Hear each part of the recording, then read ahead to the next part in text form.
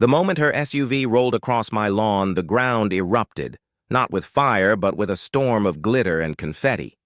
Catherine froze, her perfect pearls and sweater drenched in sparkling humiliation as the entire neighborhood watched. In that instant, the Queen of Finds became the fool, and nothing in our community would ever be the same again. Let's start. It wasn't the sound of birds or the quiet hum of a morning routine that pulled me awake that day.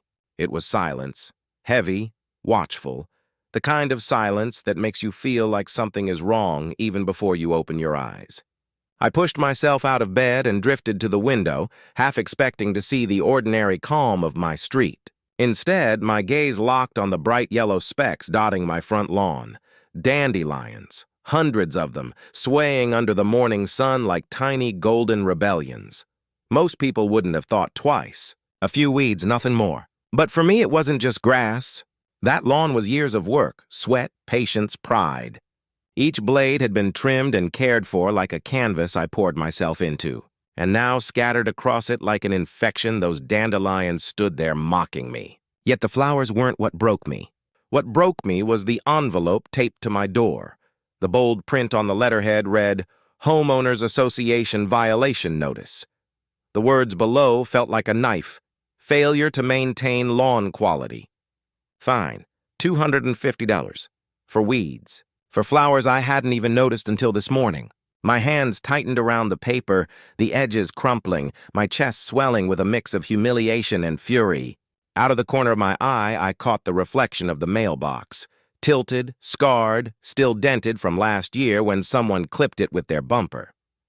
It had always stood there as a quiet symbol of resilience, but now it seemed to lean heavier, as though even it was tired of standing against the constant weight of rules and punishments. I didn't know it yet, but that battered mailbox would matter later. As I stood in the doorway, violation letter trembling in my hands, I felt the kind of gaze that doesn't need to be seen. Curtains shifted across the street. Neighbors peered out in silence, eyes lingering just long enough to remind me of the humiliation they expected me to swallow. Nobody said a word, but their stillness cut deeper than any insult. It was a quiet chorus: comply, obey, don't fight back. For a long moment, I didn't move. The morning breeze carried the faint smell of cut grass from a few houses down, a mocking reminder of what the HOA demanded perfection should look like. My breath caught in my throat as I looked back at the dandelions, tiny bursts of gold against the green, fragile yet stubborn, like they had sprouted just to defy the rules. And something inside me shifted. For the first time, I didn't just see weeds. I saw warning flares, signals. A battlefield being drawn right at my feet.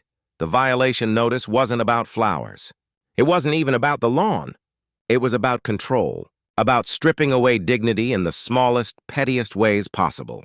A dandelion today, a fine tomorrow, and soon, your home doesn't feel like yours anymore. That's how they do it, piece by piece, until you forget that you ever had a choice. I leaned against the doorway, eyes stinging, letting the paper fall at my feet. It landed softly on the welcome mat, the same mat my late father had given me when I first moved here. The word home stitched across it looked faded now, almost mocking. I pressed my hand against the frame, nails digging into the wood, and whispered to myself, "This is not over." But in that moment, I wasn't thinking about revenge. I wasn't planning traps or strategies. I was simply standing there, caught between shame and a strange flicker of defiance, wondering how a few yellow flowers could unravel years of peace. My jaw tightened as I realized something. The real fight wasn't with the dandelions. It was with the people who decided they had the right to turn them into weapons. That morning, as the sun climbed higher and painted the lawn in a glow that made every weed look almost beautiful, I caught my reflection in the glass door. Tired eyes, clenched fists, a face that looked older than it had yesterday. For a second, I didn't recognize myself. But then, just beneath the fatigue, there was something else. A glimmer. The faintest spark of someone who refused to bend. I won't pretend I wasn't afraid. I was. Afraid of the board. Afraid of being buried under fines. Afraid of what it would mean to challenge people who thrived on fear.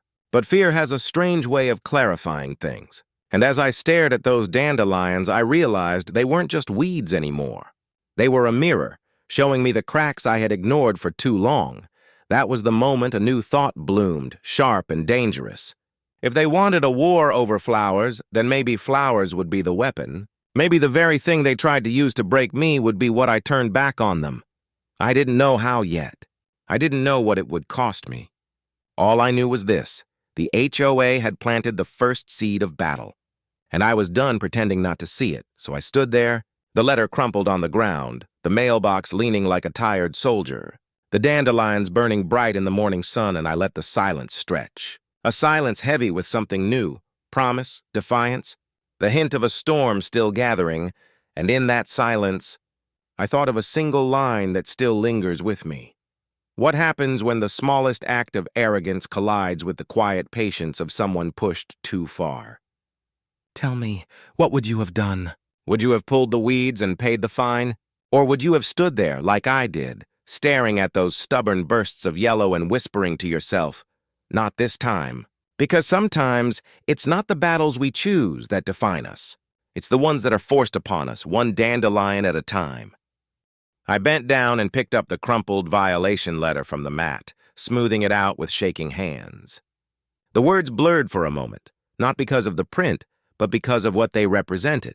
My father's voice echoed in my head, the one he used when he reminded me to keep my chin up no matter what. He'd always told me a man's yard was his quiet sanctuary, a place that reflected who he was when no one else was looking. He never lived long enough to see this neighborhood, never met the HOA, never had to feel the weight of strangers dictating what his sanctuary should look like. But standing there with that paper in my hand, I wondered if I was failing him by even considering compliance. The smell of dandelions carried me back to a memory I hadn't thought of in years.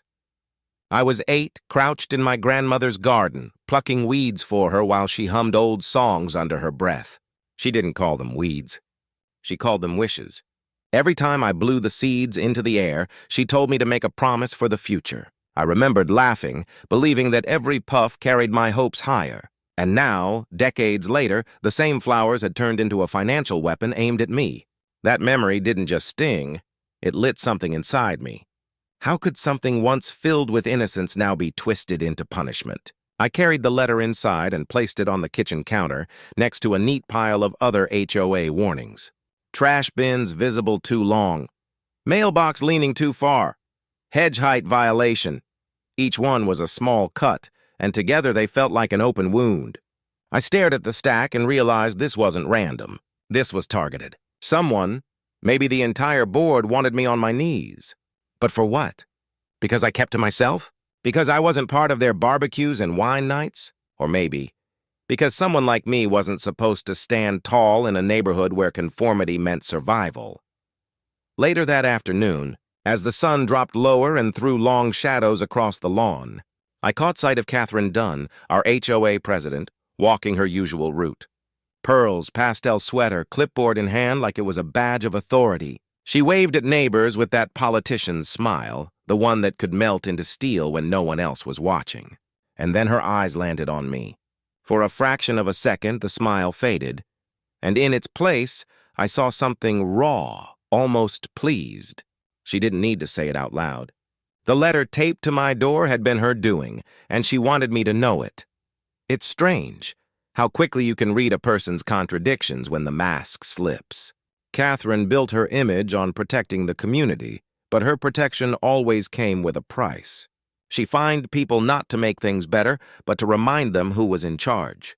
That afternoon, she greeted another neighbor with a compliment about their roses, then turned to me with eyes that silently whispered, "Break one more rule, and you'll see what happens." For the rest of the day, I couldn't shake the memory of her smile. I busied myself in the garage, sorting tools, tightening screws, anything to keep my mind from spiraling. But the thought of her smug expression crept in every time I paused. By evening, I found myself staring at the mailbox again, leaning like a wounded soldier at the edge of my lawn. My father had once told me that a broken mailbox says more about a man than a polished one, because it shows how he handles scars. Maybe it was time to stop patching over scars and start turning them into reminders. Have you ever had a moment where a small injustice suddenly made you realize the fight was never about the small thing at all? Night fell heavy, and with it came the weight of old memories. I remembered the first time Catherine had fined me. It was 2 summers ago, after a storm knocked down part of my fence. I had been working double shifts and didn't fix it right away. 3 days later, a notice appeared, warning of neighborhood value depreciation. I paid the fine, replaced the fence, and told myself it wasn't worth the trouble to argue. But now, looking back, I saw the pattern. Every time I showed a crack, she pushed harder. And every time I stayed quiet, she learned I was willing to bend. The next morning, I made coffee and stood at the window staring at the dandelions. Something about them had changed in my eyes overnight. Where yesterday they were weapons, today they felt like soldiers, rooted in defiance. I crouched down and touched one, brushing my thumb across its petals. Catherine had wanted me to see weakness, but what I felt instead was resilience. A neighbor, Mr. Patel, walked by and slowed down when he saw me kneeling there. He gave a quick glance, then said softly, "Careful. She'll fine you again just for looking at them too long." His words were half a joke, but the look in his eyes told me he knew more. There was sympathy there, maybe even quiet support, but also fear, the kind of fear that keeps people compliant. It struck me then that Catherine didn't just control lawns. She controlled people. What would you do if you realized the rules weren't just about grass and flowers, but about controlling every inch of your life? By noon, I'd made up my mind. I wasn't going to rip out the dandelions. I wasn't going to pay that fine. I was going to let them grow. And in that decision, I felt the first flicker of rebellion. Not loud, not violent, just stubborn. I wanted to see how far Catherine would go if her threats didn't scare me anymore. But when I walked to the mailbox later that afternoon, another envelope was waiting. This one wasn't taped. It had been slipped inside, sealed, and stamped with urgency. My stomach tightened as I tore it open. Failure to address lawn violation. Fine increased to $500. Additional action may follow. The paper trembled in my hand, and my vision narrowed. $500. For flowers. My mind replayed the memory of my grandmother calling them wishes, and for the first time, I felt the sharp twist of irony. What once carried dreams now carried punishment. I walked back inside and dropped the letter on the counter with the rest, the pile growing like a graveyard of dignity. My reflection in the glass of the microwave looked different now. Harder, angrier. The thought of Catherine smiling as she signed off on that fine made my jaw ache. I slammed the cabinet shut, louder than I meant to, but the sound steadied me. That night, lying in bed, I couldn't sleep. I kept replaying every moment Catherine had humiliated me, every time she'd waved at me like she was untouchable. And somewhere between midnight and dawn, an idea took shape. Not just resistance, not just defiance, something bigger. If she wanted to turn my lawn into a battlefield, then maybe I would give her a battlefield she could never forget. What if the very thing they used against you could become the weapon that changes everything? When the sun rose, I didn't see dandelions anymore. I saw sparks. Tiny golden sparks waiting to ignite. The thought scared me at first, because it felt dangerous to even imagine. But as I stood there, watching the light bounce off those yellow heads, I realized something Catherine had never considered. People pushed to the edge don't just break. Sometimes they transform, and that's when the next threat appeared. Another notice arrived, this one marked in red. Final warning. Non-compliance may result in legal action and property lien. Legal action. A lien. The words hit harder than any number. They weren't just threatening my lawn anymore. They were threatening my home, my sanctuary, my father's gift, my grandmother's memory, everything I had built here. I held the letter in my hands, heart pounding, and whispered to myself, if this is war, then war is what they'll get. Because now, it wasn't just about weeds. It was about survival. And Catherine Dunn had just made the biggest mistake of her life. The red ink on that notice felt heavier than the paper itself. I sat at the kitchen table with it laid out in front of me, my fingers pressed hard against the edges until they left creases. A lien, legal action. Those weren't just threats anymore. They were daggers aimed at the one place I thought was untouchable. My home, my sanctuary. Every memory, every drop of sweat I had poured into this house suddenly felt like it was hanging by a thread. I poured myself a drink, though it was far too early for one, and stared at the glass until the ice melted. Somewhere in the back of my mind, my father's voice still lingered, telling me to stand tall, to never let someone take away what was mine. But another voice crept in too, the one that whispered doubt. What if you lose? What if they bury you under fines and legal fees until you're forced out anyway? That thought sat heavy in my chest, and for the first time, I felt the weight of exhaustion pressing down harder than the anger. As the evening light poured across the floor, I walked outside and sat on the porch, watching the dandelions sway in the breeze. They looked so harmless, so fragile, yet they were the spark of all this chaos. I bent down and picked one, rolling the stem between my fingers. When I blew on it, the seeds scattered, dancing in the wind like little ghosts. I remembered my grandmother's voice. Every wish you make carries a piece of your heart. I wondered what wish I had just made, and whether it was for justice or for vengeance. That was the breaking point I hadn't wanted to admit to. I wasn't just angry anymore, I was torn. A part of me wanted to fight smart, stay within the lines, gather proof, and dismantle Catherine legally. But another part wanted to see her crumble the way she had made me feel small. That second part was louder, darker, and it scared me. What would you do if the fight for your home slowly turned you into someone you didn't recognize anymore? It was that night I finally told someone else what was happening. My neighbor, Mara, a retired school teacher who had seen more than her share of neighborhood drama, knocked on my door with a plate of cookies. She'd always had a soft spot for me, maybe because I reminded her of her late husband, or maybe because she saw the storm building inside me. "You've been quiet lately," she said, setting the cookies on the counter. Too quiet. And when someone's quiet in this neighborhood, it's usually because Catherine's got her claws in them. I didn't answer right away, just poured her a glass of tea and pushed the notice across the table. She read it carefully, her lips pressing into a thin line. When she finally looked up, her eyes were sharper than I'd ever seen them. "She won't stop," Mara said. "She'll keep going until you either bend or break." That's what she does. She finds a weakness and squeezes it until you've got nothing left. Then what am I supposed to do? I asked, my voice rawer than I intended. Pay them? Rip out the flowers? Pretend this doesn't feel like an attack? Her expression softened. No, but you've got to be careful.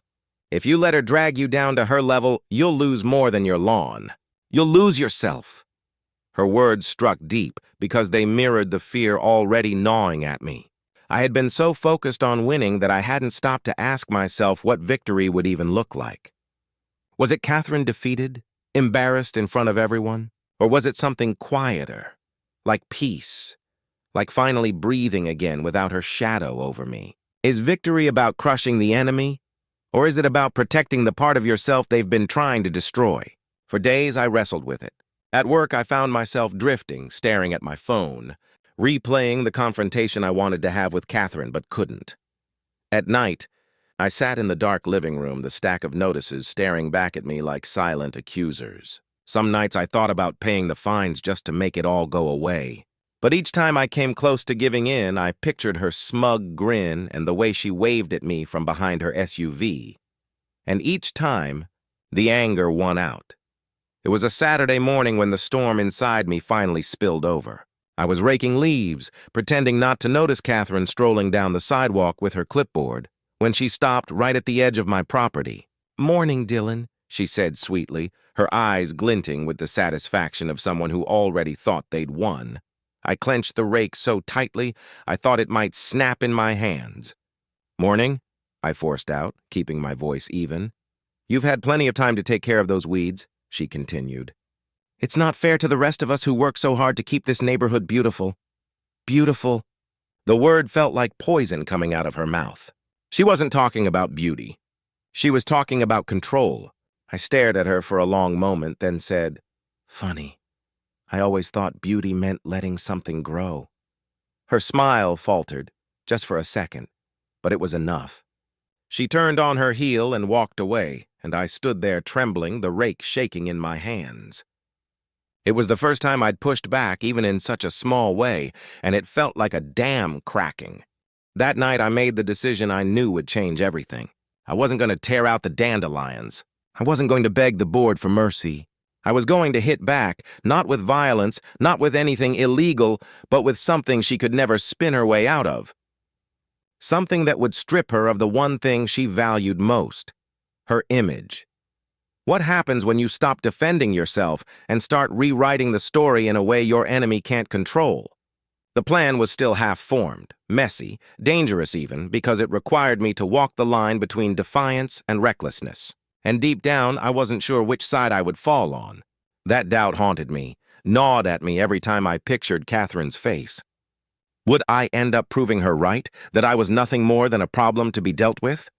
Or would I finally show the neighborhood what she really was? Mara warned me again a few days later when she saw me unloading supplies from the trunk of my car. "Careful, Dylan," she said softly, her eyes narrowing at the bags. "She's not worth losing yourself over." But I couldn't stop. I was already in too deep. Every fine, every letter, every smug wave had built this moment, and I wasn't going to let it slip away. I carried the bags into the garage, shut the door, and stood there in the dim light, staring at what I had bought. Materials that, in time, would turn my yard into something Catherine never saw coming. And that's when the knock came at the door. Not gentle, not polite, heavy, demanding. My heart thudded as I wiped my hands and opened it, only to find a man I didn't recognize standing there. He was dressed in a suit, holding a folder, his expression cold. "Are you Dylan George?" he asked. "Yes," I replied cautiously. He handed me the folder. "You've been formally served. The HOA is pursuing legal enforcement of violations. Court date is included." As he walked away, I stood frozen, the weight of the folder in my hand like a stone. This wasn't just Catherine anymore. This was official. The HOA had escalated. They weren't just threatening me, they were dragging me into court. I closed the door, locked it, and leaned back against the frame, the folder pressed to my chest. My heart pounded, my thoughts raced, and for the first time, I wondered if I had pushed too far. The dandelions outside swayed in the night breeze, their golden heads glowing faintly under the street lamp. They looked like tiny lanterns, daring me to keep going, even as the darkness pressed in around me. The fight was no longer about fines or flowers. It was about survival. And now, the battlefield had moved into a place where I had everything to lose. Would I have the strength to keep fighting, or was this the moment Catherine finally crushed me? The truth was, I didn't know. But one thing was certain. The next move would change everything.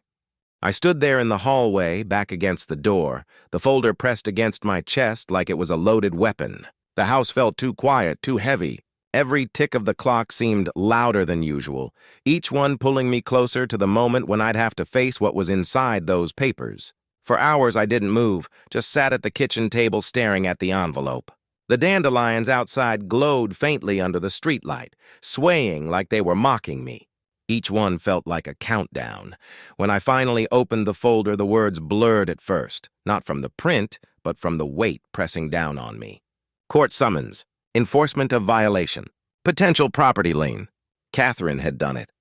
She'd taken this petty war and dragged it into a battlefield where the stakes weren't just fines anymore.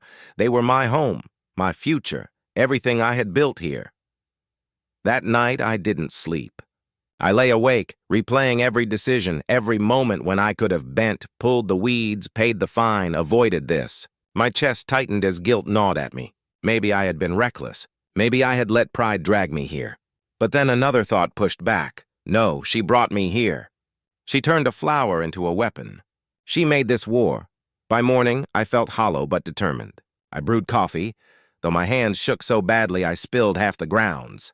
When I looked at my reflection in the glass of the window, I barely recognized the man staring back. Dark circles, tight jaw, eyes burning with something between anger and desperation. I wasn't sure if I still looked like myself, or if Catherine had turned me into someone else entirely. Have you ever reached a point where you're not sure if you're fighting for justice anymore, or just fighting to stop yourself from being broken? Mara came by later that day, knocking gently, holding her thermos of tea like always. When I let her in, she sat at the table, glanced at the folder, and sighed. "I told you she'd go this far. Catherine doesn't stop until you're on the floor." I rubbed my temples. "So what am I supposed to do? Back down?" Pay her thousands of dollars just to keep my home. Her eyes softened, but her voice was firm. No, but you have to understand, Dylan, once you take this fight into that courtroom, it stops being about lawns or dandelions. It becomes about who you are and whether you can carry the cost of proving it. Her words stung because they forced me to face the truth I'd been avoiding. This wasn't just Catherine anymore. This was me. My choices, my anger, my refusal to bend. And once I stepped forward, there would be no going back. That evening, as the sun dipped behind the houses, I went for a walk to clear my head. Neighbors glanced at me as I passed, some offering sympathetic nods, others looking away like my fight might somehow spill onto them. I couldn't blame them. Catherine had built her empire on fear and silence, and most people didn't want to risk her wrath. But in those glances, I saw something else too. Hope. Quiet, buried, but still there. Maybe they were waiting for someone to stand up, even if it meant being torn apart. When I got home, I sat in the garage with the lights off, staring at the supplies I had stashed in the corner. Bags of glitter, confetti tubes, and harmless but humiliating traps I had been piecing together in my head. The idea had started as a joke, a way to laugh through the anger. But now, it didn't feel funny anymore. It felt necessary, not because glitter would save my house from a lien, but because humiliation might be the only language Catherine understood. I picked up a small jar of glitter, held it in my hand, and watched it shimmer under the weak bulb. It was ridiculous, childish even, but there was power in it. Power to turn her authority into a joke. Power to strip her of the image she clung to so tightly. The thought made me smile, but it also filled me with dread. Once I crossed that line, there would be no undoing it. What happens when the only weapon you have left is the one that could burn down everything around you, including yourself? The days blurred into each other after that. I went to work, but my mind was never there. Every time my phone buzzed, I expected another notice. Every time I saw Catherine's SUV glide past, I felt my stomach knot. The court date loomed closer, a shadow that followed me everywhere. And in the middle of it all, the dandelions kept growing, more stubborn, more defiant, as if they knew the storm they had started. One night, I sat at the table surrounded by the letters, the summons, the plans. My hands hovered over the supplies, shaking. I could hear Mara's voice in my head telling me not to lose myself, but I could also hear my father's voice telling me not to let anyone take what was mine. The two clashed inside me until I couldn't breathe. I slammed my fist against the table, sending papers flying. Enough, I muttered to myself. I'm done being afraid. That was the moment I made the decision. The plan wasn't just an idea anymore, it was real. I would go to court, yes, but I would also set my trap. If Catherine wanted to humiliate me in front of the neighborhood, then I would give her a stage she would never recover from. The next morning, I began preparing in secret. I moved carefully, timing everything so no one would notice. Neighbors saw me working in the yard and probably thought I was finally caving, fixing the problem. Little did they know, every planter, every setup was a piece of the puzzle that would one day turn Catherine's smug smile into ashes. But even as I worked, guilt gnawed at me. Was I becoming the villain in my own story? Was I so consumed by the need to strike back that I was forgetting why I started this fight in the first place? I paused often, staring at the mailbox, at the dandelions, at the memories tied to them. They weren't just symbols of defiance anymore. They were mirrors showing me the cost of every choice. At what point does standing up for yourself become the same as destroying yourself in the process? The night before the court date, I couldn't sit still. I paced the house, replaying the plan in my head, adjusting, rethinking. Outside, the wind carried the faint rustle of dandelions swaying like whispers in the dark. I sat on the porch staring at them until my eyes blurred. For a fleeting moment, I wished I could go back. Back to when they were just flowers, back to when my lawn was just grass, back to when peace was simple. But those days were gone. When morning came, I dressed slowly, carefully, like a man preparing for battle. I tucked the evidence into my briefcase. Every photo, every video, every receipt. My hands shook, but my jaw was set. The glitter trap was ready at home, waiting for its time. One way or another, this fight was reaching the point of no return. As I locked the door behind me, the weight of everything pressed down. The fear of losing my home, The anger at Catherine's cruelty, the guilt of what I was about to do. It all collided inside me until I wasn't sure if I was walking into the courthouse as myself or as someone she had created. When I arrived, Catherine was already there, pearls shining, lips curled into that familiar smirk. She looked untouchable like she always did. But for the first time, I didn't look away. I stared back, steady, and in that silent exchange, I knew something had shifted. This wasn't just another confrontation. This was the turning point, the moment that could never be undone. And as I sat down across from her, the folder of evidence in my lap, the weight of glitter waiting back home, I realized one terrifying truth. No matter how this ended, neither of us would walk away the same. The courthouse smelled like polished wood and stale coffee, the kind of place where time feels heavier than it should. I sat on the hard bench, folder in my lap, staring down at the documents I had rehearsed in my head 100 times. Each photo, each video clip, each receipt was supposed to be my armor. But as I watched Catherine glide into the room, pearls gleaming, pastel cardigan wrapped neatly around her shoulders, I felt a chill. She didn't look like someone who was worried. She looked like someone who already knew the ending. She took her seat at the plaintiff's table, her lawyer beside her, a young man with slicked-back hair and a smirk that matched hers too well. I shifted in my chair, heart thumping, and wondered if this fight was about to swallow me whole. When the session began, her lawyer spoke first, painting Catherine as the picture of selflessness. For years, he said, Mrs. Dunn has dedicated her time and effort to preserving the beauty and value of this community. It is only through her leadership that property values remain high. Yet now she finds herself the victim of hostility, harassment, and public humiliation at the hands of Mr. George. His words cut through me like glass, each syllable crafted to turn the room against me. When it was my turn, I stood, hands trembling as I held up the folder. Your Honor, I said, voice steadier than I felt, this isn't about lawn care.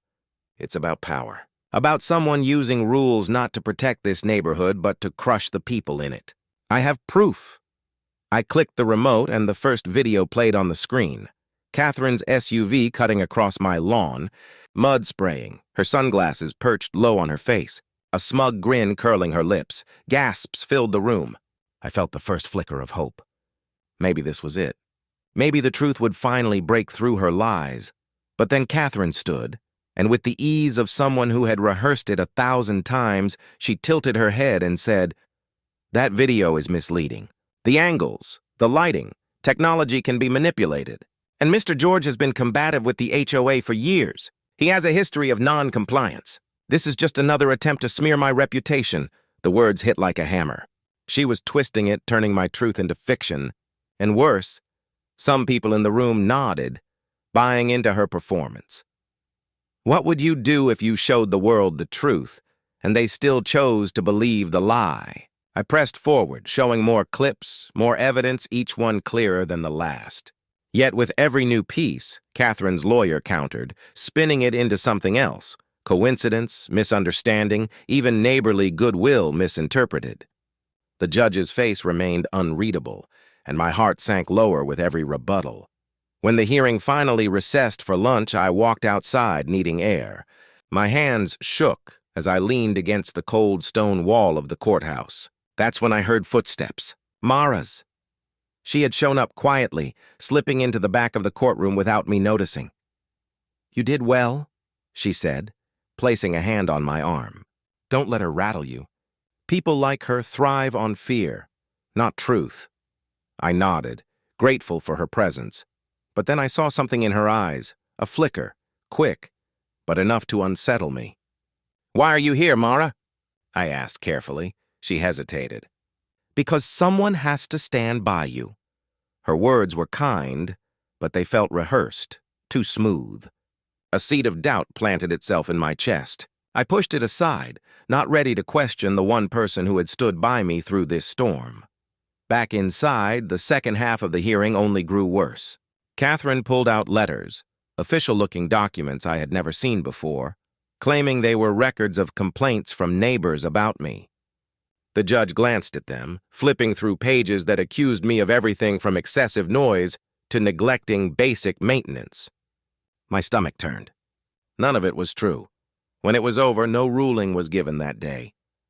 The judge said he would review the evidence and issue a decision later. I left the courthouse with the folder still in my hands, but the weight felt different now. Heavier. Less like armor, more like a burden. That evening, I sat in the garage, staring at the supplies for the trap. The glitter, the planters, the careful setup that was supposed to be my act of defiance. I felt the pressure closing in tighter than ever. If the court turned against me, if Catherine walked away victorious, then the trap might be the only thing left. But was that really who I wanted to be? The man who turned his pain into a spectacle? At what point does justice stop being about right and wrong and start being about survival? Sleep evaded me again that night. I kept replaying Catherine's smile in my mind, the way she looked at me like I was already beaten. But there was something else, too. Mara's hesitation. That flicker in her eyes. The way she had arrived at the courthouse with no explanation. The next morning, I decided to confront her. I walked to her house, knocked on the door, and when she answered, I went straight to the point. "Mara, I need to know the truth. Are you with me, or are you with her?" Her face tightened. She looked away for a moment before meeting my eyes again. "Dylan, I've lived in this neighborhood for 30 years. I've seen people lose their homes over fights like this. Catherine isn't just one woman. She's the board, the rules, the structure. I wanted to help you, but I also gave her information." The words hit harder than any fine, any letter, any lie Catherine had thrown at me. "Information?" I asked, my voice breaking. Mara's eyes filled with guilt. "I told her you were planning something. I didn't know what, but I saw you bringing in supplies. I thought maybe if I warned her, she'd ease up on you. I thought I was protecting you. Protecting me." The betrayal cut so deep it left me breathless. The one person I thought was standing by me had fed my enemy the very thing I was building my hope on. I turned away, unable to look at her. My chest felt hollow, my mind a blur. "You don't understand," I whispered. "This was all I had left. What do you do when the person you trusted most hands your enemy the very weapon that can destroy you?"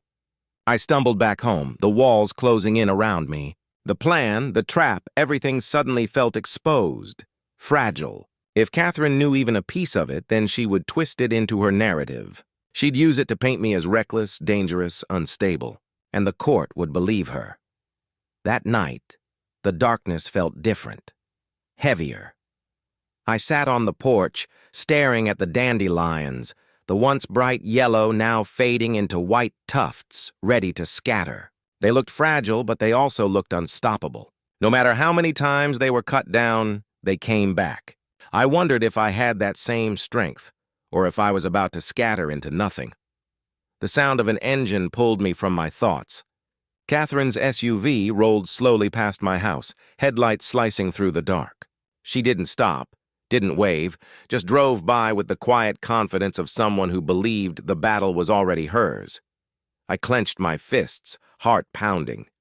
The betrayal, the court, the endless notices, all of it boiled inside me until I could barely breathe. The trap was ready. The plan was in place. But now, with Mara's confession ringing in my ears, I realized this wasn't just about Catherine anymore.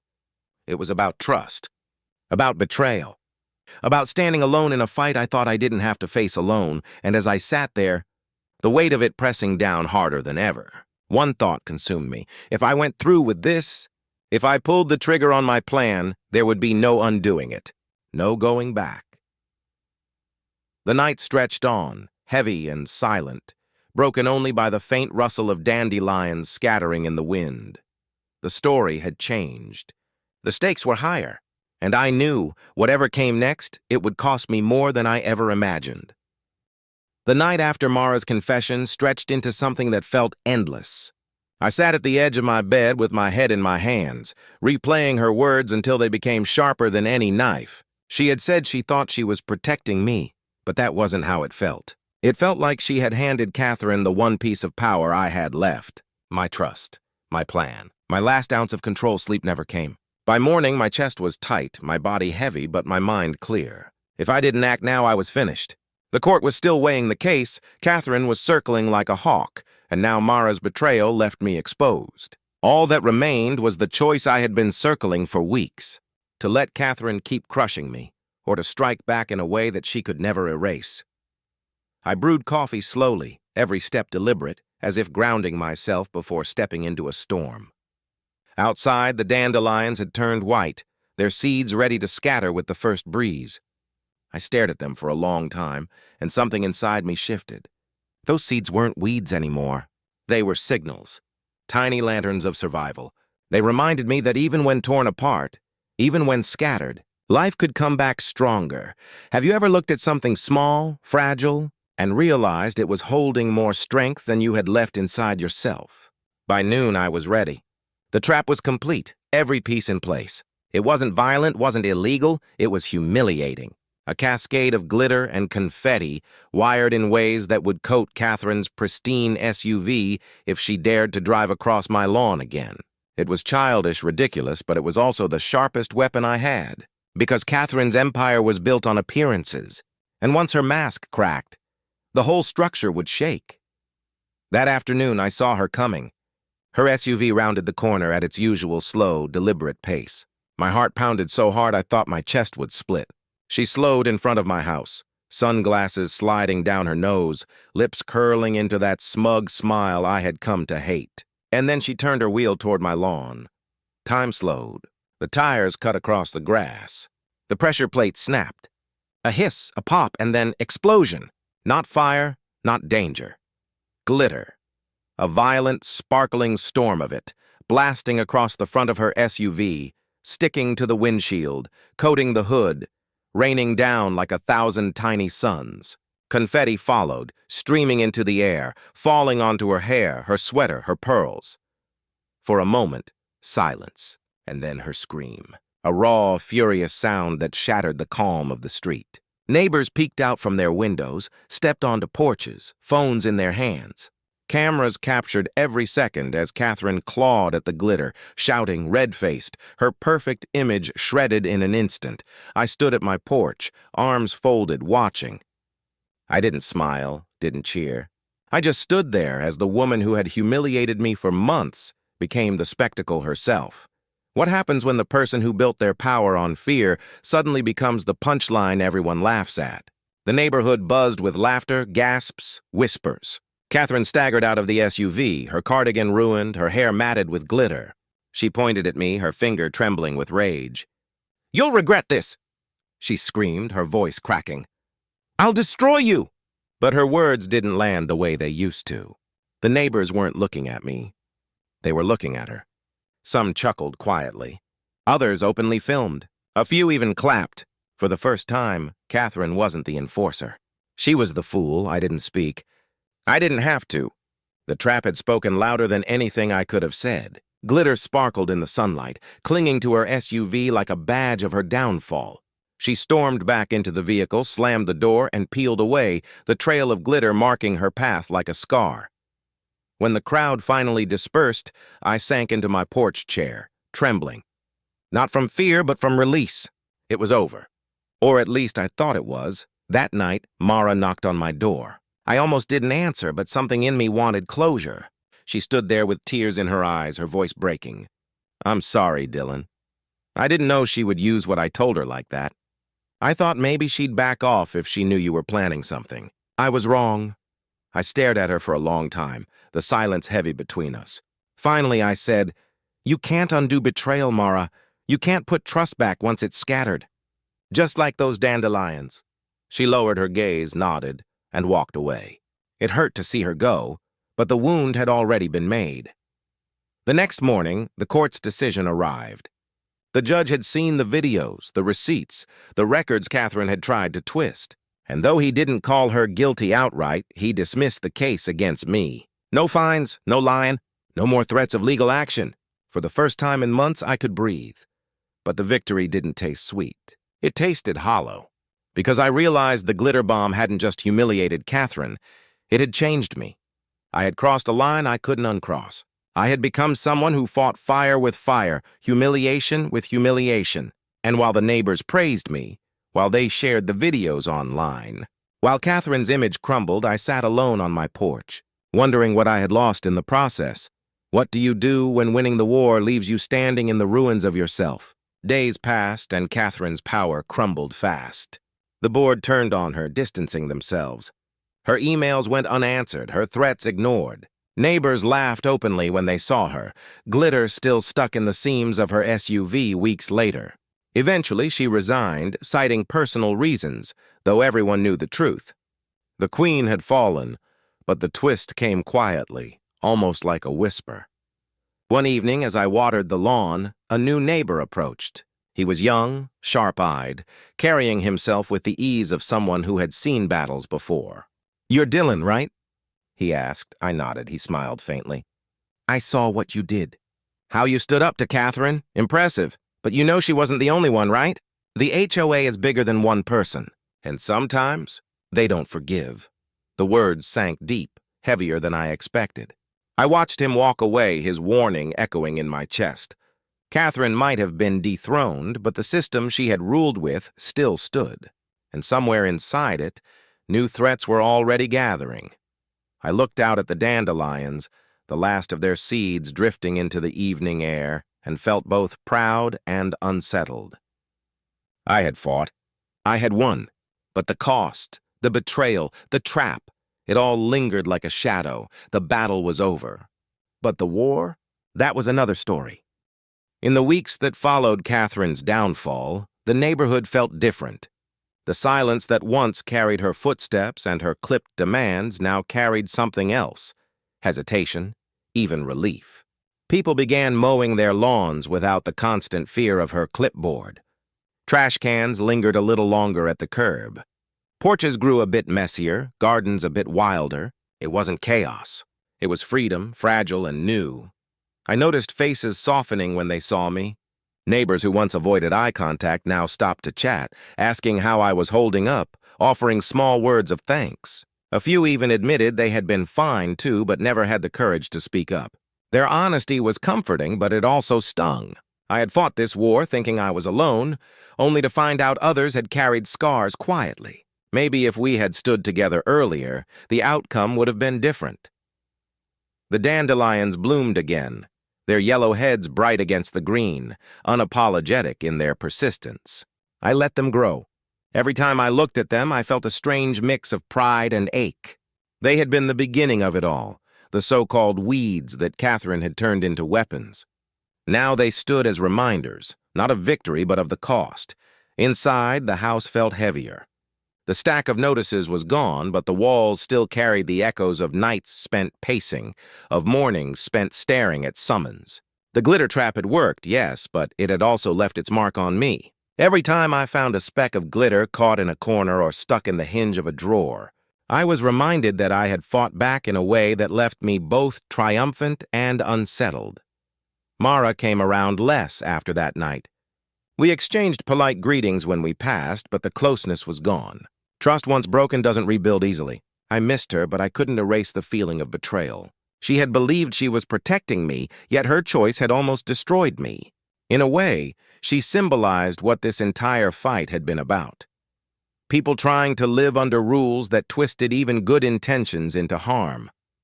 Have you ever won something so completely, only to realize the victory left holes you can't quite fill? The HOA board shuffled after Catherine resigned. New members stepped in, quieter ones, less aggressive. For a time, there was talk of reform, of making the rules fairer, of focusing on real community instead of control. Whether that change would last, I couldn't know. Systems like that don't die easily. They adapt, they wait. But for now, the air was lighter. And that was enough. I spent more evenings on the porch just watching.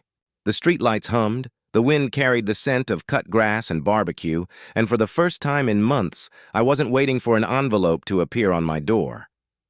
But peace wasn't as simple as I thought it would be. My mind still drifted to Catherine's face, twisted in rage, covered in glitter. I wondered where she was, what story she was telling herself. Did she see herself as the villain, or did she believe she had been wronged? I would never know, and maybe that was for the best. One night, as I sat there, I thought of my father and my grandmother. My father, who had believed a man's yard was his sanctuary, and my grandmother, who had turned dandelions into wishes. They were both gone, but their voices lingered in different ways. My father's stern reminders to stand tall, my grandmother's gentle encouragement to see beauty where others saw weeds. I realized then that this fight had been about more than lawns. It had been about honoring both of them, defending the sanctuary, and refusing to let someone else dictate the meaning of beauty. What if the real victory isn't in tearing down your enemy, but in reclaiming the part of yourself they tried to erase? The neighborhood gossip eventually quieted. News stories replaced the glitter bomb video, though sometimes I still caught people whispering when I walked by. It didn't bother me anymore. I had stopped living for their approval long ago. What mattered was the house still standing, the dandelions still growing, and the silence no longer filled with Catherine's shadow. But not everything healed. My trust in Mara never returned. My belief in fairness never fully settled. And some nights I still woke up with my heart racing, hearing Catherine's voice in my head. Trauma doesn't leave clean scars. It lingers in corners of the mind, in flashes of memory, in the way you hold your breath when a new letter arrives in the mail. Still, I was alive. I had survived. And survival, I realized, was its own kind of victory. One late evening, a breeze swept through, carrying seeds from the dandelions across the yard. They floated into the air, glowing faintly in the fading light, scattering in directions I couldn't control. I watched them drift, and for the first time I didn't feel fear about what came next. I felt acceptance. Life scatters. People scatter. Stories scatter. And sometimes that scattering is what makes new growth possible. Have you ever let go of something only to realize it was never yours to control in the first place? That's how it ended. Not with a grand explosion, not with perfect closure, but with a quiet street, a yard full of dandelions, and a man who had fought and bled for his home, finally sitting still.